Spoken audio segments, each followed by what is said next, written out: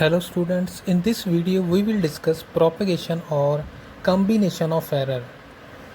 तो ਆਪਾਂ ਕਿਵੇਂ ਐਰਰਸ ਨੂੰ ਕੰਬਾਈਨ ਕਰ ਸਕਦੇ ਹਾਂ ਤਾਂ ਕਿਹੜੇ ਮੈਥਡ ਆ ਉਹ ਆਪਾਂ ਇਹਦੇ 'ਚ ਡਿਸਕਸ ਕਰਨੇ ਆ। ਫਸਟ ਮੈਥਡ ਕੀ ਹੈ, error in the sum of quantities. ਮਤਲਬ ਜਦੋਂ ਆਪਾਂ ਦੋ ਕੁਆਂਟੀਟੀ ਦਾ ਸਮ ਕਰਾਂਗੇ, ਇੱਕ A ਆ ਦੂਸਰੀ B ਆ, ਆਪਣੇ ਕੋਲ ਜਿਹੜਾ ਐਰਰ ਆਊਗਾ, ਠੀਕ ਹੈ, ਇਹ ਆਪਣੇ ਕੋਲ ਕਿਹੜਾ ਵਾ ਐਬਸੋਲਿਊਟ ਐਰਰ ਆ, ਉਹਨੂੰ ਆਪਾਂ ਇਸ ਫਾਰਮ 'ਚ ਲਿਖਣਾ। ਫਸਟ ਕੁਆਂਟਿਟੀ ਦੇ ਵਿੱਚ ਜਿਹੜਾ ਰਿਲੇਟਿਵ ਐਰਰ ਆ ਪਲੱਸ ਸੈਕਿੰਡ ਦੇ ਵਿੱਚ, ਅਤੇ ਨਾਲ ਅੱਗੇ ਜਿਹੜਾ ਸਮ ਹੋਊਗਾ ਪਲੱਸ ਮਾਈਨਸ ਦਾ, ਮਤਲਬ ਪਲੱਸ 'ਚ ਵੀ ਹੋ ਸਕਦਾ ਅਤੇ ਮਾਈਨਸ ਦੇ ਵਿੱਚ।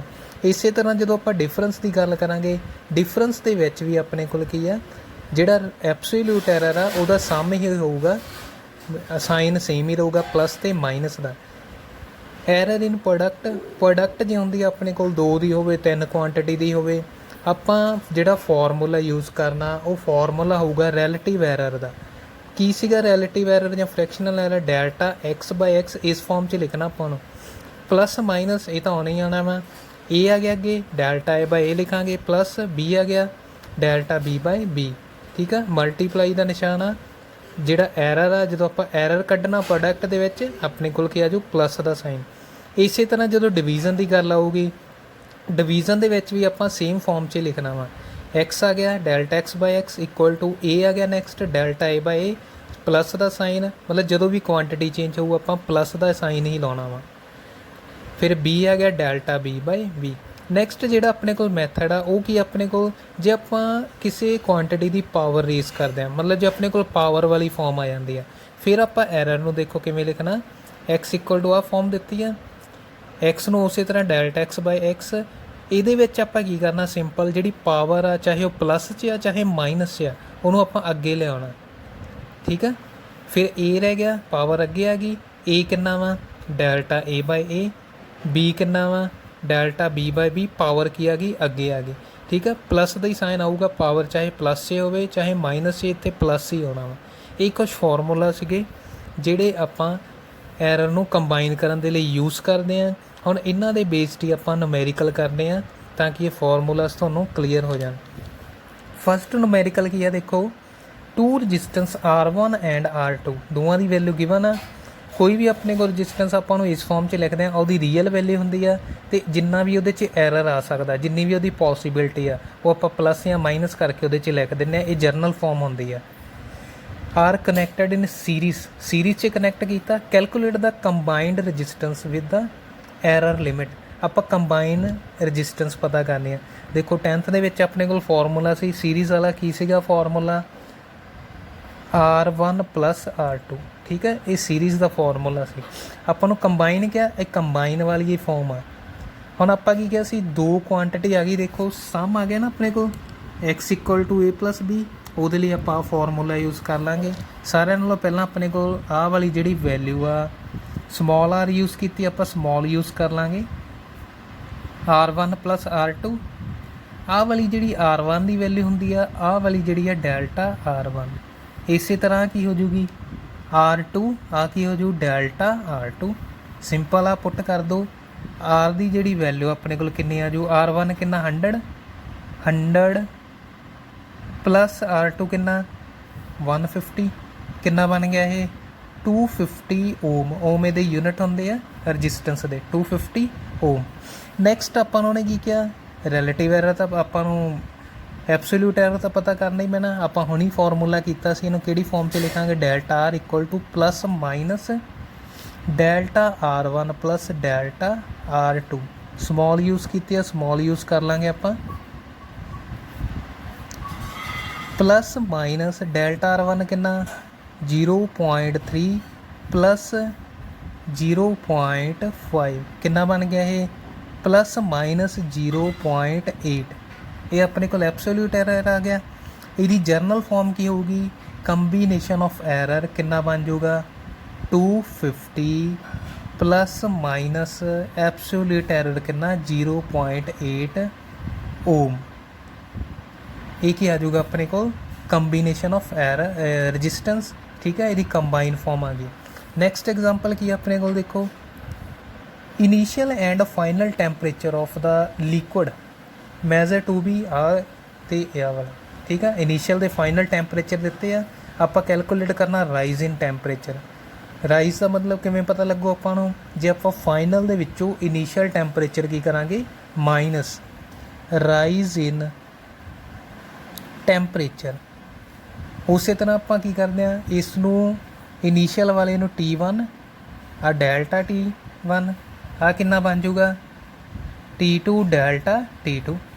ਸਿੰਪਲ ਆ ਰਾਈਜ਼ ਪਤਾ ਕਰਨਾ। ਰਾਈਜ਼ ਕਿਵੇਂ ਪਤਾ ਲੱਗੂ, final minus initial, rise in temperature T2 minus T1, T2 ਦੀ ਵੈਲਿਊ 76.5 ਮਾਈਨਸ T1 ਕਿੰਨਾ 67.2, ਇਹ ਆਪਣੇ ਕੋਲ ਬਣ ਜਾਊਗਾ 9.3 ਡਿਗਰੀ ਸੈਲਸੀਅਸ। ਉਸ ਤੋਂ ਬਾਅਦ ਸੈਕਿੰਡ ਜਿਹੜਾ ਆਪਾਂ ਕੈਲਕੂਲੇਟ ਕਰਨਾ, ਕਿਉਂਕਿ ਇਹ ਵੀ ਇਸੇ ਫਾਰਮ 'ਚ ਲਿਖਿਆ ਹੋਇਆ, ਆਪਾਂ ਨੂੰ ਡੈਲਟਾ ਟੀ ਵੀ ਕੈਲਕੂਲੇਟ ਕਰਨਾ ਪੈਣਾ। ਸਿੰਪਲ ਆਪਣੇ ਕੋਲ ਹੁਣ ਸਬਟਰੈਕਸ਼ਨ ਵਾਲਾ ਫਾਰਮੂਲਾ ਲੱਗ ਜੂ। ਸਬਟਰੈਕਸ਼ਨ ਵਾਲਾ ਫਾਰਮੂਲਾ ਕੀ ਸੀਗਾ, ਸੇਮ ਹੀ ਸੀਗਾ, delta T equal to plus minus delta T2 plus T1। ਠੀਕ ਆ, ਆਪਾਂ ਕਿਹਾ ਸੀ ਫਾਰਮੂਲੇ 'ਚ ਚਾਹੇ ਪਲੱਸ ਆ ਚਾਹੇ ਮਾਈਨਸ, ਰਿਲੇਟਿਵ ਐਰਰ ਨੇ ਪਲੱਸ ਹੀ ਹੋਣਾ। ਸਿਰਫ ਆ ਜਿਹੜੀਆਂ ਮੇਨ ਆਪਣੇ ਕੋਲ ਕੁਆਂਟਿਟੀ ਆ ਉਹੀ ਪਲੱਸ ਜਾਂ ਮਾਈਨਸ ਹੁੰਦੀਆਂ ਵਾ, ਜਿਹੜਾ ਰਿਲੇਟਿਵ ਐਰਰ ਆ ਉਹਨੂੰ ਆਪਾਂ ਪਲੱਸ ਹੀ ਕਰਨਾ।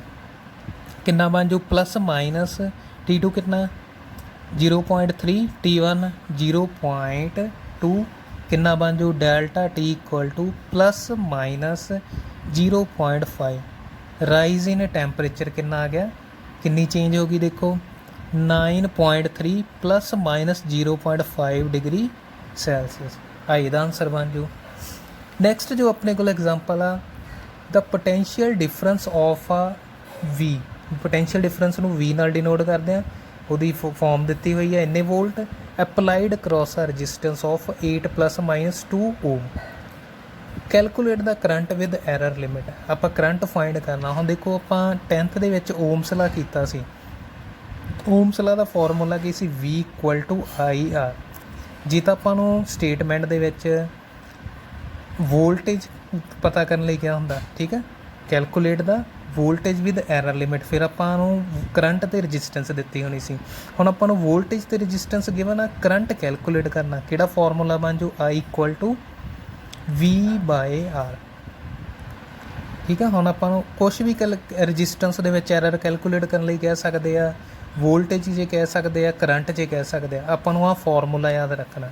ਹੁਣ ਦੇਖੋ V ਅਤੇ R ਦੀ ਵੈਲਿਊ ਦਿੱਤੀ ਆ, ਫਾਰਮੂਲਾ ਆਪਣੇ ਕੋਲ ਕੀ ਆ I ਇਕੁਅਲ ਟੂ ਓਮਸ ਲਾ ਤੋਂ ਬਣਿਆ V/R। ਸਾਰਿਆਂ ਨਾਲੋਂ ਪਹਿਲਾਂ ਆਪਾਂ ਕੀ ਕਿਹਾ ਸੀਗਾ, ਜਿਹੜੀ ਆ ਵੈਲਿਊ ਹੁੰਦੀ ਆ V ਦੀ, ਆ ਕਿਹਦੀ ਆ ਡੈਲਟਾ V ਆ, ਆ ਕੀ ਆ ਰਜਿਸਟੈਂਸ R, ਆ ਡੈਲਟਾ R। ਆਪਾਂ I ਕੈਲਕੂਲੇਟ ਕਰ ਲਈਏ, I ਇਕੁਅਲ ਟੂ V ਕਿੰਨਾ 20/8 ਆ ਗਿਆ। ਇਸ ਨੂੰ ਆਪਾਂ ਕੈਲਕੂਲੇਟ ਕਰ ਲੈਂਦੇ ਹਾਂ, ਕੈਂਸਲ ਹੋਣਗੇ 5/2 4 ਦੇ ਟੇਬਲ 'ਤੇ 2.5 ਓਮ ਬਣ ਜਾਊ ਅੰਪੀਅਰ। ਇਹਦਾ ਕਿ ਕਰੰਟ। ਹੁਣ ਆਪਾਂ ਕੈਲਕੂਲੇਟ ਕਰਨਾ ਕਿ ਡੈਲਟਾ I। ਹੁਣ ਆਪਣੇ ਕੋਲ ਦੇਖੋ ਕਿਹੜੀ ਫਾਰਮ ਆ, ਇੱਥੇ ਡਿਵੀਜ਼ਨ ਵਾਲੀ ਆ। ਡਿਵੀਜ਼ਨ ਵਾਲਾ ਫਾਰਮੂਲਾ ਕੀ ਸੀਗਾ, ਸਿੰਪਲ ਆ, ਦੇਖੋ ਚਾਹੇ ਮਲਟੀਪਲਾਈ ਆ ਚਾਹੇ ਡਿਵੀਜ਼ਨ, ਦੋਵਾਂ ਦਾ ਫਾਰਮੂਲਾ ਸੇਮ ਹੀ ਆ। ਉਹਨੂੰ ਰਿਲੇਟਿਵ ਐਰਰ ਦੀ ਫਾਰਮ 'ਚ ਲਿਖਣਾ। ਆਓ ਫਿਰ ਇਹਨੂੰ ਲਿਖਦੇ ਹਾਂ। I ਹੈ ਨਾ, ਇਹ ਕੀ ਬਣ ਜਾਊ ਡੈਲਟਾ I/I ਇਕੁਅਲ ਟੂ ਅੱਗੇ V ਆ ਗਿਆ, delta V/V plus next R ਆ ਗਿਆ, ਡੈਲਟਾ R/R। ਆ ਤਾਂ ਕੈਲਕੂਲੇਟ ਕਰਨਾ ਆਪਾਂ। ਡੈਲਟਾ V/V ਕਿੰਨਾ ਬਣ ਗਿਆ, ਦੇਖੋ ਡੈਲਟਾ V ਕਿੰਨਾ 1 ਅਤੇ V ਕਿੰਨਾ 20 ਪਲੱਸ ਡੈਲਟਾ R ਕਿੰਨਾ 2, R ਕਿੰਨਾ 8, ਕੈਂਸਲ ਹੋ ਗਿਆ। ਕਿੰਨਾ ਬਣ ਗਿਆ ਇਹ 1/20 ਪਲੱਸ 1/4, ਐਲਸੀਐਮ 20, 1 ਪਲੱਸ 5 ਆ ਗਿਆ ਐਲਸੀਐਮ ਸੋਲਵ ਕਰਕੇ 6/20 ਡੈਲਟਾ I/I ਦੀ ਵੈਲਿਊ। ਉਸ ਤੋਂ ਬਾਅਦ ਆਪਾਂ ਨੂੰ ਤਾਂ ਡੈਲਟਾ I ਚਾਹੀਦਾ। ਦੇਖੋ ਡੈਲਟਾ I ਕਿੰਨਾ ਬਣ ਜਾਊਗਾ equal to 6/20 into I cross multiply ਕਰਤਾ 6/20। I ਦੀ ਵੈਲਿਊ ਪੁੱਟ ਕਰ ਦਿਓ, ਆਪਾਂ ਇਸੇ ਫਾਰਮ 'ਚ ਕਰ ਦਿੰਦੇ ਹਾਂ। 5/2 ਸੀ, 3 4 3/4 मतलब 0.75। ਇਹ ਆਪਣੇ ਕੋਲ ਕੀ ਆ ਗਿਆ, ਕਰੰਟ ਦੇ ਵਿੱਚ ਐਰਰ ਲਿਮਿਟ ਉਹਦੀ। ਇਹਨੂੰ ਸਿੰਪਲ ਫਾਰਮ 'ਚ ਜੇ ਲਿਖਣਾ I equal to I the value ਕਿੰਨੀ ਆ 2.5 ਪਲੱਸ ਮਾਈਨਸ ਡੈਲਟਾ I ਕਿੰਨਾ ਬਣ ਗਿਆ 7.7 ਅੰਪੀਅਰ। ਤਾਂ ਇਹ ਸੀ ਆਪਣੇ ਕੋਲ ਕਰੰਟ ਵਿਦ ਐਰਰ ਲਿਮਿਟ। ਕੋਈ ਵੀ ਫਾਰਮ ਦਿੱਤੀ, ਦੇਖੋ V ਕਿਆ ਹੁੰਦਾ ਤਾਂ ਵੀ ਆਪਣੇ ਕੋਲ ਸੇਮ ਆਹੀ ਫਾਰਮੂਲਾ ਲੱਗਣਾ ਸੀ। ਜੇ V ਦੇ ਵਿੱਚ ਕਹੀ ਹੁੰਦੀ ਇਹਨੂੰ ਆਪਾਂ ਲਿਖ ਲੈਣਾ ਸੀ delta V/V equal to delta I/A plus delta R/A। ਇਸੇ ਤਰ੍ਹਾਂ ਜਿਵੇਂ ਏਰੀਏ 'ਚ ਕੈਲਕੂਲੇਟ ਕਰਨ ਲਈ ਕਹਿ ਦੇਣਾ ਆਪਾਂ ਨੂੰ, ਏਰੀਏ ਦੇ ਵਿੱਚ ਕੀ ਹੋਊਗਾ ਆਪਣੇ ਕੋਲ, ਦੇਖੋ ਲੈਂਥ ਇਨਟੂ ਬ੍ਰੈਡਥ ਹੁੰਦਾ, ਇਹਦੇ 'ਚ ਕੀ ਬਣ ਜੂ delta A/A delta L/L plus delta B/B। ਤਾਂ ਮਤਲਬ ਜਦੋਂ ਵੀ ਆਪਣੇ ਕੋਲ ਫਾਰਮੂਲਾ ਮਲਟੀਪਲਾਈ ਜਾਂ ਡਿਵੀਜ਼ਨ ਦੇ ਵਿੱਚ ਆਉਂਦਾ ਵਾ, ਆਪਾਂ ਇਸ ਫਾਰਮ ਦੇ ਵਿੱਚ ਉਹਨੂੰ ਲਿਖਣਾ ਰਿਲੇਟਿਵ ਜਾਂ ਫ੍ਰੈਕਸ਼ਨਲ ਐਰਰ ਦੀ ਫਾਰਮ 'ਚ। ਨੈਕਸਟ ਜੋ ਆਪਣੇ ਕੋਲ ਐਗਜ਼ਾਮਪਲ ਆ ਪਾਵਰ ਵਾਲੀ ਐਗਜ਼ਾਮਪਲ, ਆਪਣੇ ਕੋਲ ਨੈਕਸਟ ਐਗਜ਼ਾਮਪਲ ਪਾਵਰ ਦੀ ਫਾਰਮ ਦੇ ਵਿੱਚ। ਹੁਣ ਦੇਖੋ ਕੀ ਐਗਜ਼ਾਮਪਲ, ਆਪਣੇ ਕੋਲ ਕੋਈ ਵੀ ਫਿਜ਼ੀਕਲ ਕੁਆਂਟਿਟੀ ਦੇਤੀ, ਠੀਕ ਹੈ, ਕੋਈ ਫਿਜ਼ੀਕਲ ਕੁਆਂਟਿਟੀ ਗਿਵਨ ਆ x equal to A³ B square CD both ਦਾ under root. Percentage error calculate ਕਰਨਾ ਆਪਾਂ if A B C D are measured respectively with an error of 1 2 1 3 4 and 2%। ਆਪਾਂ x ਦੇ ਵਿੱਚ ਪਰਸੈਂਟੇਜ ਕੈਲਕੂਲੇਟ ਕਰਨੀ ਆ, ਆਪਾਂ ਨੂੰ ਗਿਵਨ ਆ A B ਤੇ C D ਦੇ ਵਿੱਚ ਕਿੰਨਾ ਐਰਰ ਆ, ਉਹਦੀ ਵੈਲਿਊ ਗਿਵਨ ਆ।